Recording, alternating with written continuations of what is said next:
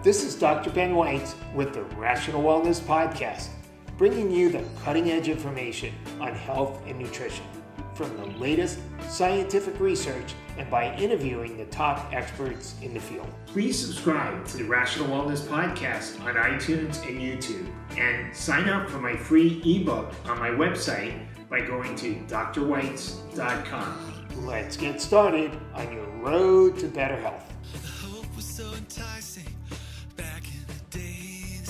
Hey, Rational Wellness Podcasters. Thank you so much for joining me again today. And I'm really excited that we are going to be talking about eye health, which is so important. And we've never had a conversation about eye health.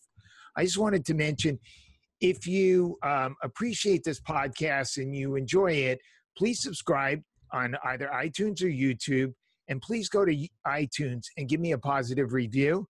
That'll help more people find out about it. So our interview today is with Dr. Travis Zigler. He's an ophthalmologist, and he's the CEO of Eye Health.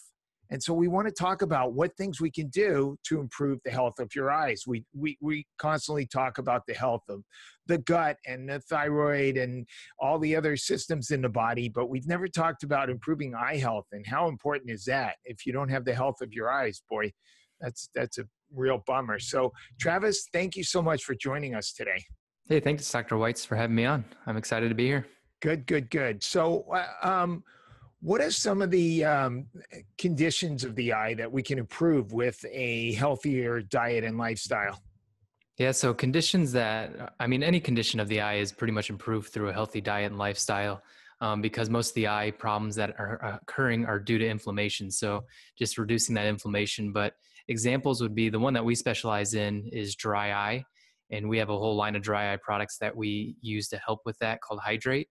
And then dry eye is a big one because dry eye is inflammation. And then macular degeneration is another inflammatory disease in the back of the eye. Macular degeneration is where the macula of your eye, which is where light is focused, starts to degenerate, and it doesn't go through its metabolic process as well, and therefore accumulates waste product, which then causes it to degenerate. Glaucoma is another condition. We don't really know what causes glaucoma, but I never see glaucoma in a healthy individual. It's always in somebody that has a lot of inflammation with diabetes and high blood pressure.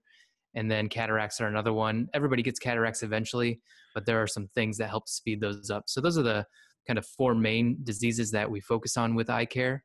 And then just keeping your eyes healthy in general is, following the path that you kind of lead your patients and your listeners down to. Great. So let's start with dry eyes. And I understand that dry eyes is a real risk factor for damage to the cornea. Mm-hmm. What are some of the therapies and techniques we can use to prevent or cure dry eyes? Yeah, so dry eye is this kind of multifactorial disease, meaning there's a lot of things that go into it, all the way from your eyelids to the surface of your eye where, like you stated, the cornea is.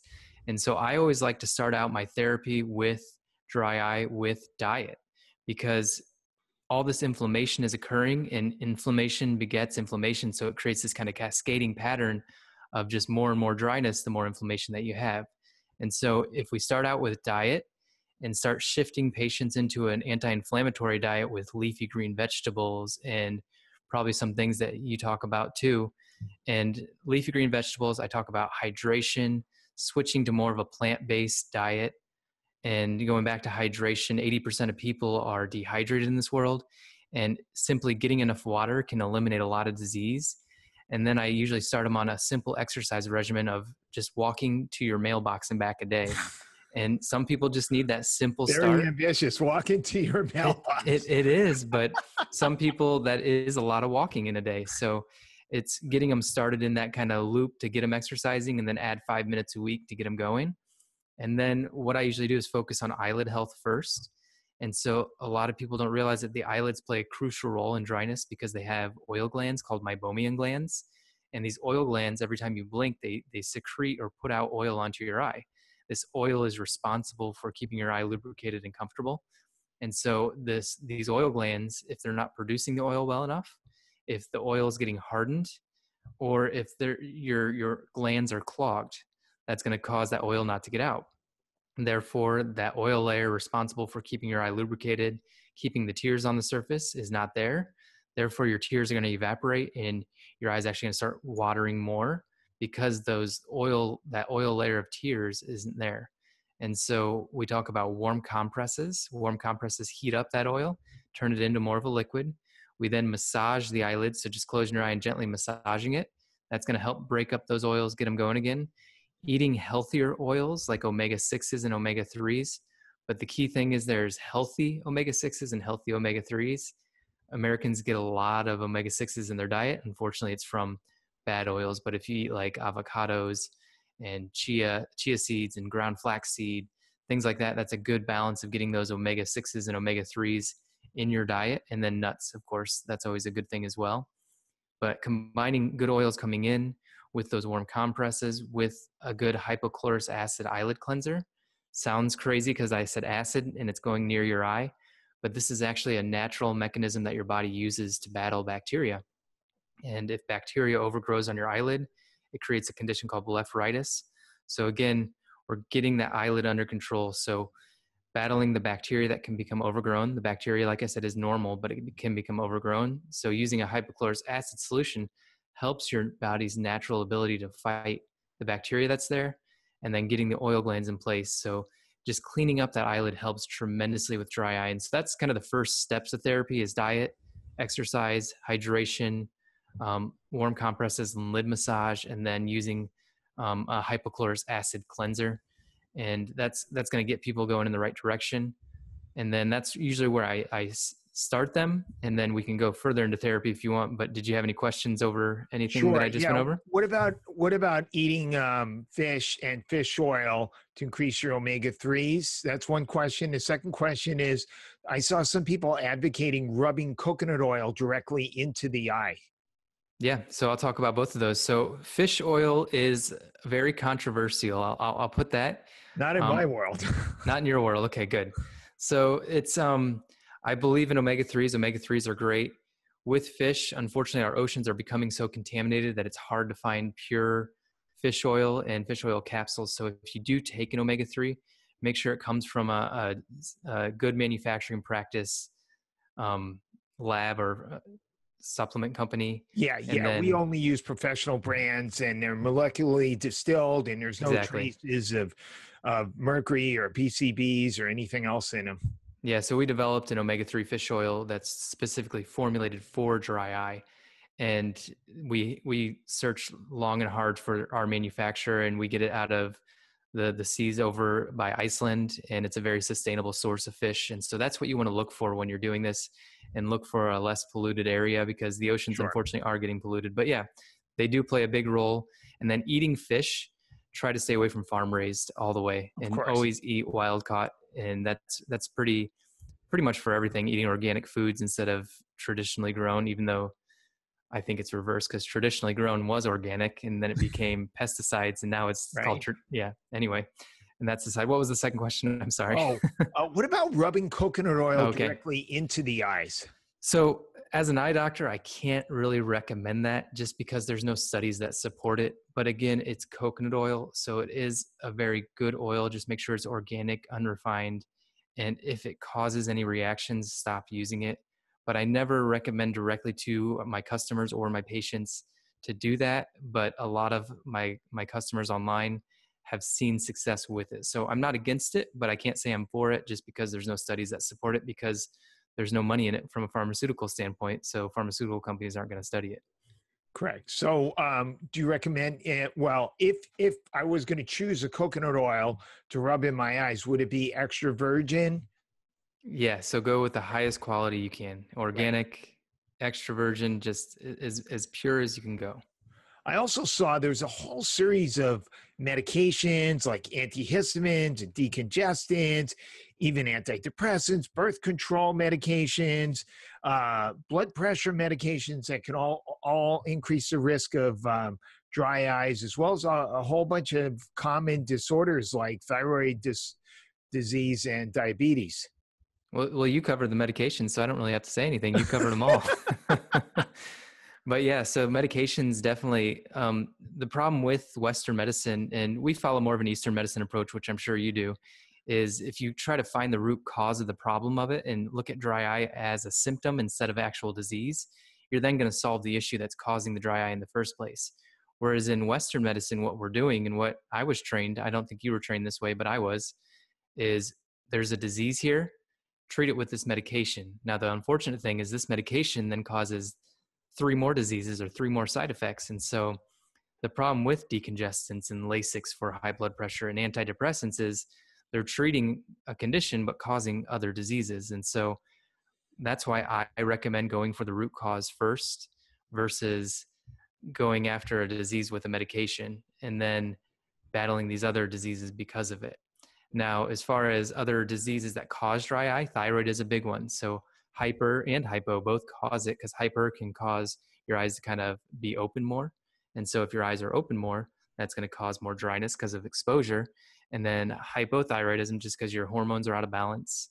Postmenopausal females are our most common customer online because of hormonal imbalance. And so that hormonal imbalance causes just a dryness in general.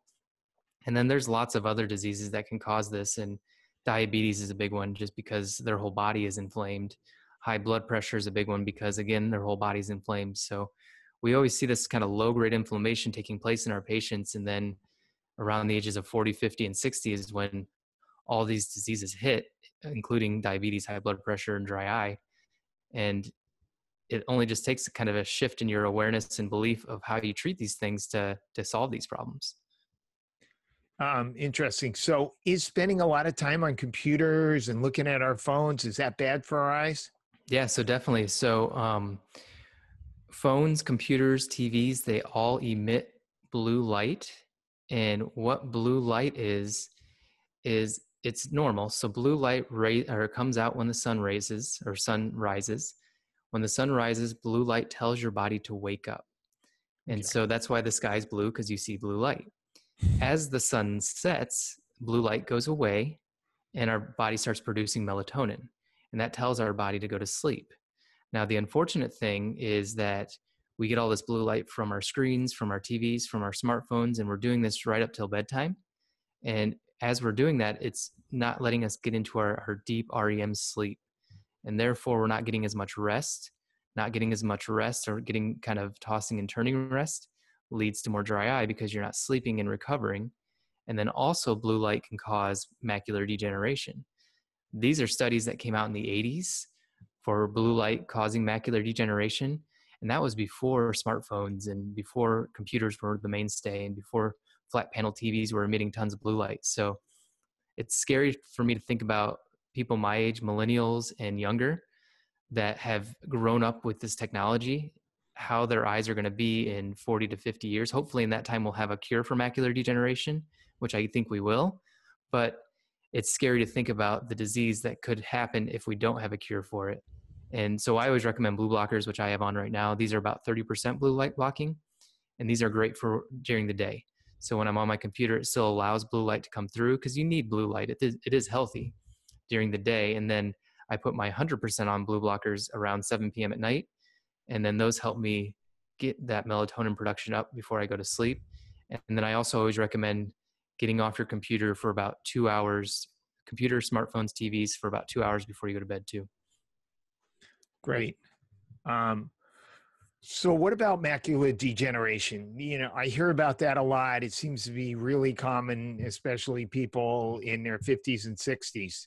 Yeah. And I've heard about, you know, there are specific supplements, formulas for macular degeneration. They typically have ingredients like carotenoids, like lutein and zeaxanthin, zinc, omega-3s. How much of a role can diet and supplements play in preventing or reversing macular degeneration? It is huge. And I think it's bigger than what we actually know because it's not studied as much. Just like I said before, pharmaceutical companies aren't going to sponsor studies on diet because there's no money in it for them. So it's very hard to find a diet that's related or a study that's related diet to macular degeneration. But I've seen patients that have completely reversed, and macular degeneration is an irreversible condition according to most textbooks. And I've seen patients reverse macular degeneration just by changing to an anti-inflammatory lifestyle, getting rid of their mineral deficiency, getting rid of their vitamin deficiency. And when you're looking at vitamins, make sure it does follow the AREDS 2 formulation. AREDS 2 stands for Age-Related Eye Disease Study. 2 means it was their second go around for the study. They're probably doing a third study right now. And just like you just talked about, the vitamins A, C, and E were studied pretty intensively. Lutein, zeaxanthine, all those phytochemicals. I always recommend getting it through your diet first. And the easiest way to do that is kale and spinach. Adding those to your diet on a daily basis makes a huge difference in lutein and zeaxanthine. And then take the supplement as it's intended to be taken, as a supplement to an already healthy diet. And so we have an ocular health formula that's based around the AREDS 2 formula. And we went beyond AREDS 2 because we added some other minerals in there that help out with preventing macular degeneration from getting worse. These were kind of more independent studies that were done. And then they haven't studied it in the AREDS study yet. So that's why they haven't released it yet as official. But I yeah, see. diet is huge. So just to get into the weeds a little bit, is for those geeks like me, as far as the particular carotenoids, lutein and zeaxanthine seem to be mentioned all the time, and I've seen those in some of the studies.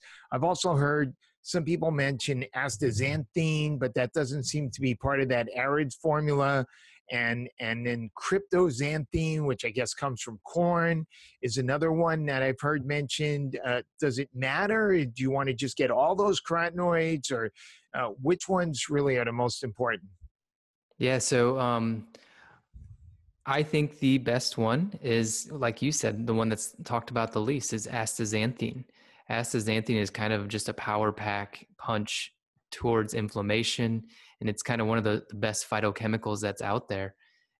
But getting them all is great. So as far as a corn product, I try to steer away from corn products just because there's so much GMO corn that's filled with pesticides out there and mold and everything, that I try to stay away from anything that's corn related unless it's non-GMO and it can be proven. Yeah, and And I do so, as well.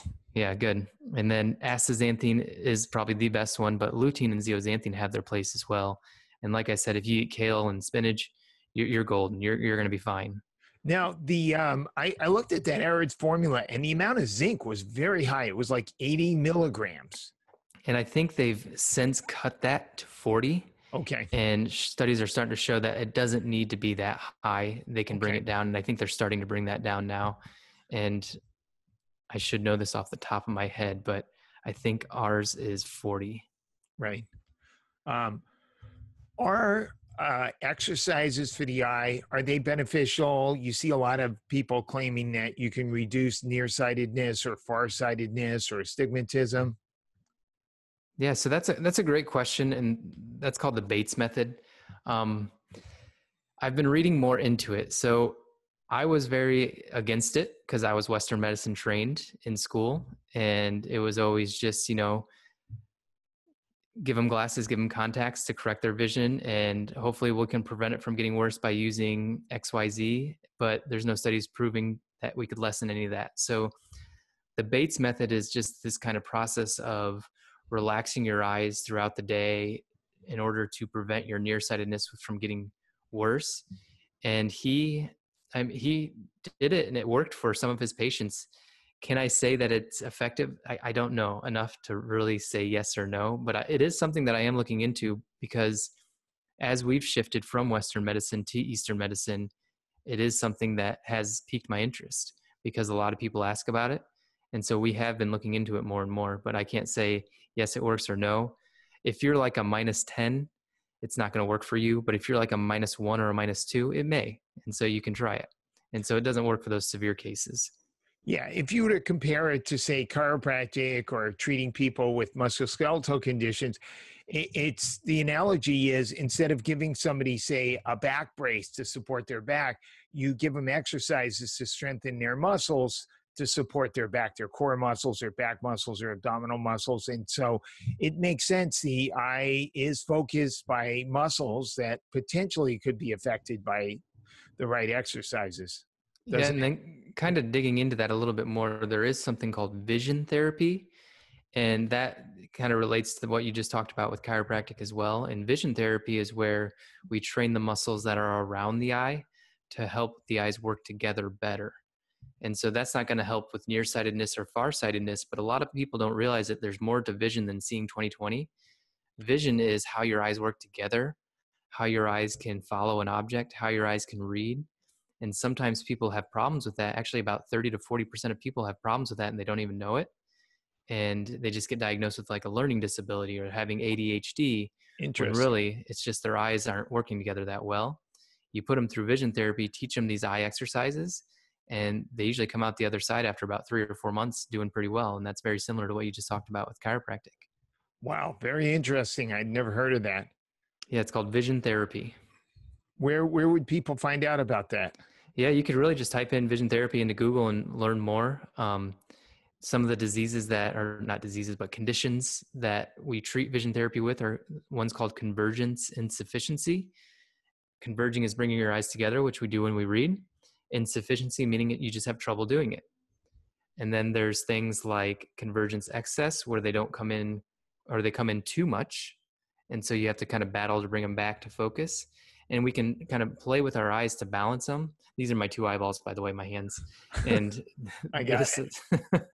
And so in tracking, so when you're tracking an object, you can have problems with that too. So that's called a saccadic deficiency. And so saccadic deficiency, convergence insufficiency, convergence excess, those are all problems that we see very commonly.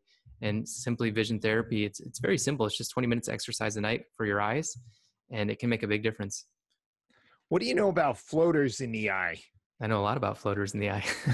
I had one, and it just sort of came on. I tried to ignore it, and after about 6 months, it just went away. Yeah. So yeah, you described the perfect kind of prognosis, I guess, or phase of a floater. So a floater is simply just in the back of our eye, we have a jelly that's filling the eye called vitreous. Inside that vitreous jelly, we can get clumps of collagen and clumps of protein that form. And since it's a jelly, these clumps just kind of hang out in that jelly. And as light comes into your eye, it hits those little clumps and then casts a shadow on your retina. And your retina is what captures light. And so essentially, you're just seeing shadows of things floating around in your eye. What we hope happens is gravity takes it over, moves it down out of your vision, and then you no longer see it anymore. Now, what you were probably seeing is occasionally what happens is as that jelly starts to condense on itself just over the years, and it has a really strong attachment to the back of our eye. On the back of the eye, when it pulls off that part, it creates a very, very big floater. That's probably what you noticed. And then we hope gravity takes it over and just sinks it to the bottom. Or what can also happen is your brain gets used to it. Your brain's amazing. You actually have a blind spot in your vision and your brain completely ignores it.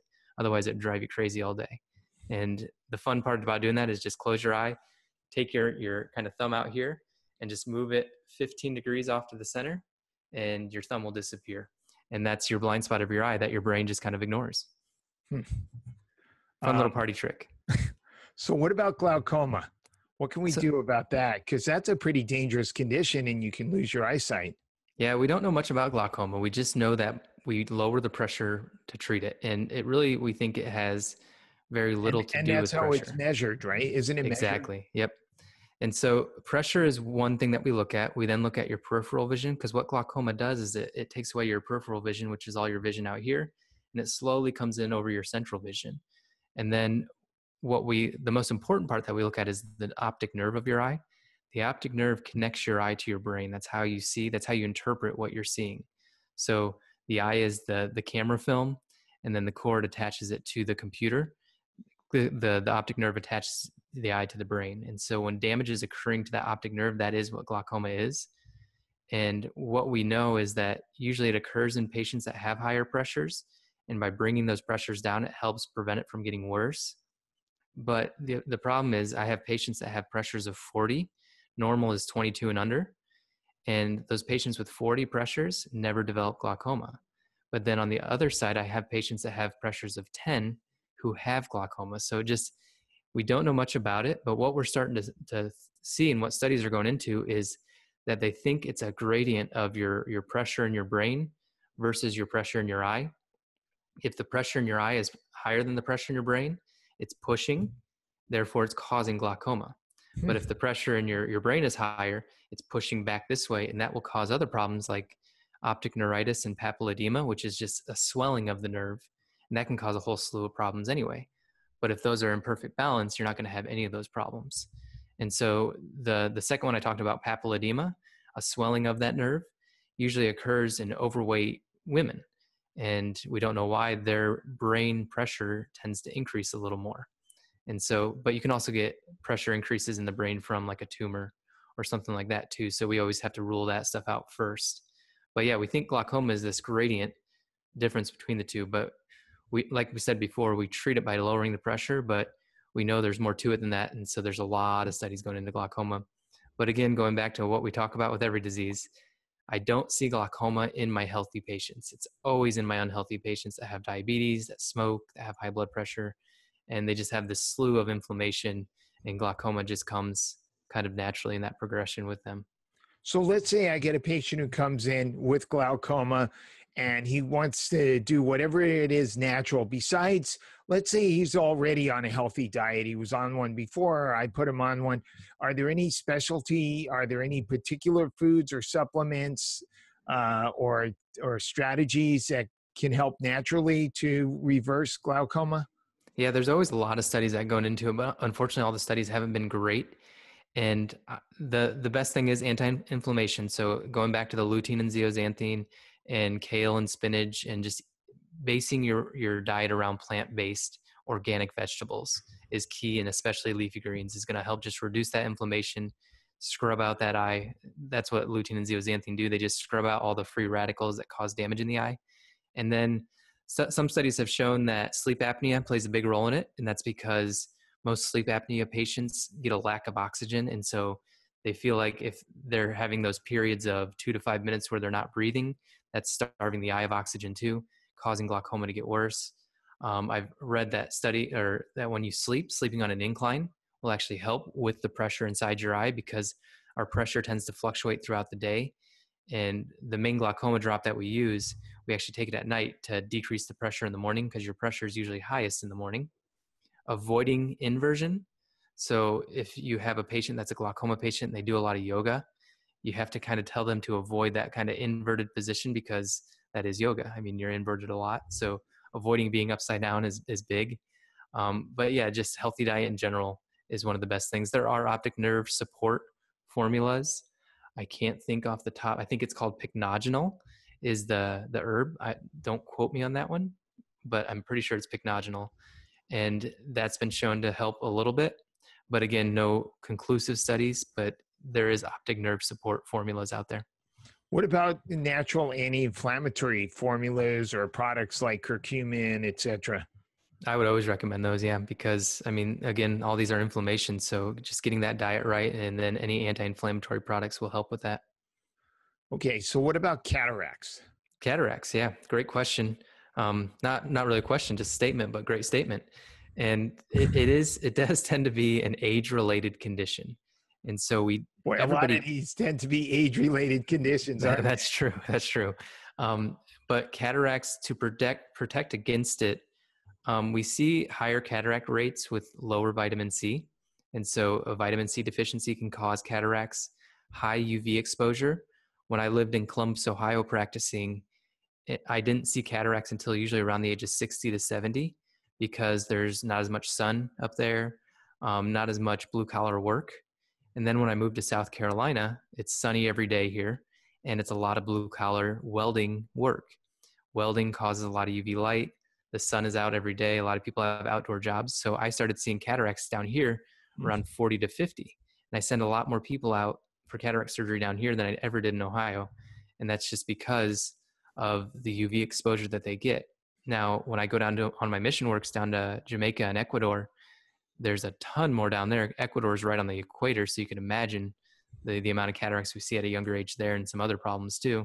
And then Jamaica is the same thing. It's a tropical island. People don't wear their sunglasses, lots of UV exposure.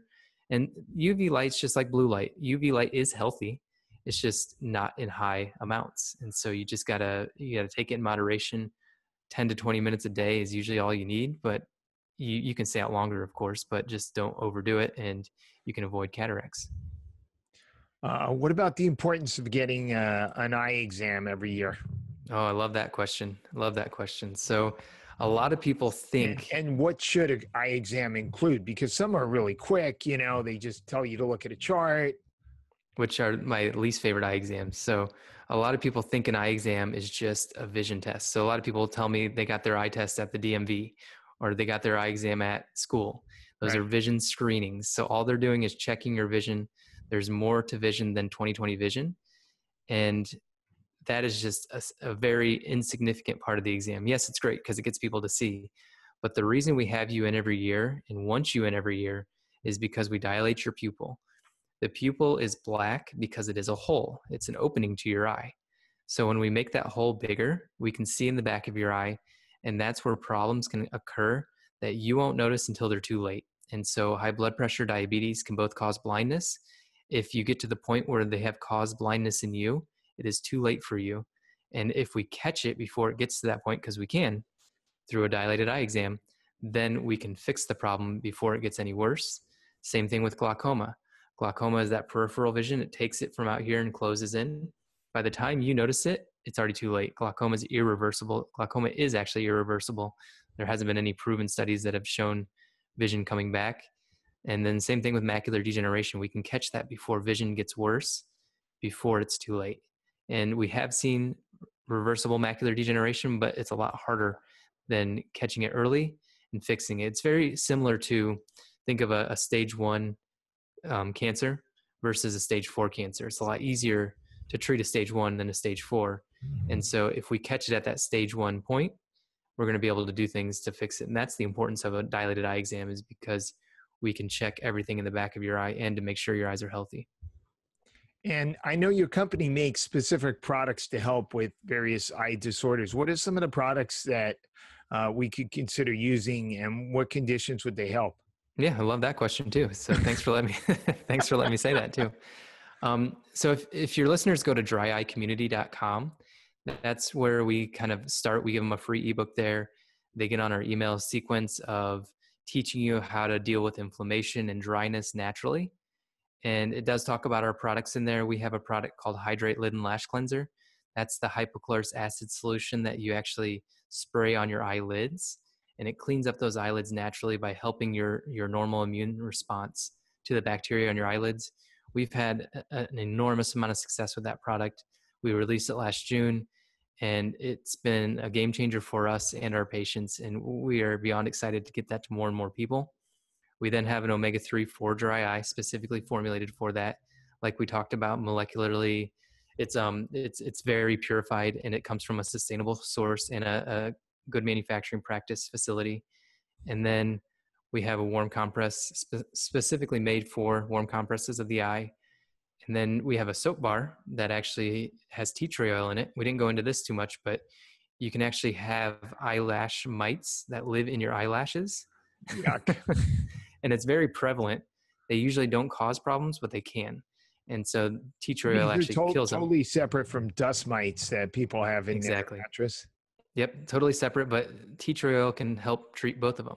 They kill all these mites, and these washing with the tea tree oil soap will help with that. So we developed one, and it's 5 ingredients, very organic. And then we also have an ocular health formula that follows that AREDS 2 formulation. So, but how could you, clean your eyelids without getting it in your eyes? Do you It's use okay. Q-tip or? It is 100% safe for your eyes. We haven't had it approved for that. So that's why we say sprayed on your eyelids, but we have had it proven for safety.